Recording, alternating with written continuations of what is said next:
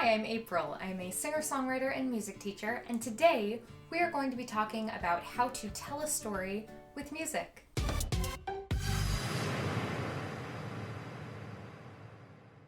So a little while ago, I filmed a video that was kind of similar to this idea, except I focused a little bit more on the lyric side of things, so you can watch that video right up there. Today, however, I decided I would go a little bit further in the music direction. So without the lyrics, how do we get the actual music to tell the story? I think the most obvious starting point is with the scale and the key that you're playing in. For a whole slew of cultural reasons, we as Western listeners tend to associate major keys with happy and minor keys with sad. Now that is totally not the case for tons of listeners around the world from different musical cultures, and even within Western culture we can still associate sad songs with happy feelings, given the right context. But either way, the scale you're using is going to determine a lot about how your listener perceives the music. There are so many different scales that you can explore and so many different ways that you can deviate from those scales to give your listener an interesting experience, but I think a lot of that you can intuit by yourself. If a certain chord or a certain scale makes you feel a certain way, chances are it's going to feel that way for a lot of other people. If you're sick of major and minor and you don't really know where to go from there, I would recommend starting with the musical modes. They're super easy to get started with, and they each sound so different from one another that you'll get a ton of different sounds. You can watch the series that I did last year for Modal March right up there. The next thing you can experiment with when it comes to telling a story with your music is the idea of expectation. When people hear certain words or certain chords, they have certain expectations that come along with them. For instance, if I were to sing, I am feeling blue because I'm still in love with... We know that we want it to end with the word you, and we know that we want to go back to the tonic, which is this chord right there.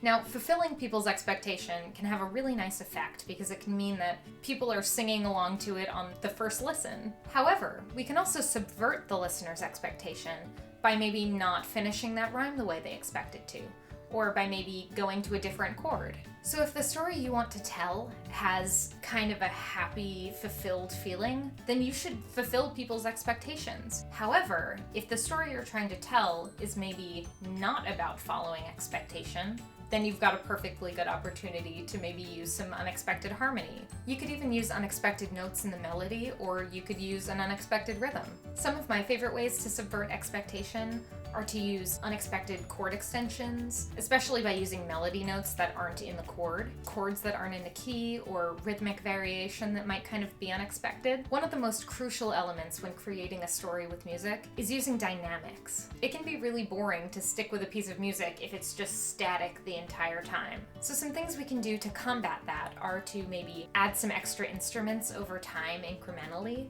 making things really loud in certain sections and making things quieter in other sections. We can also change the sounds that our instruments are making. For instance, if you're singing, you could go from a really head voicey section to a really chest voicey section. On your piano, don't be afraid to use this end as well as this end. We don't have to necessarily stick to this little bit in the middle. One of my favorite examples of dynamic shifts in music comes from Stairway to Heaven. In the beginning of the song, everything feels really light and flowery and pretty, and by the end of it, it's an actual rock song. So throughout, we actually feel like we are climbing in the dynamics of the song. Now, what's something else that you can climb?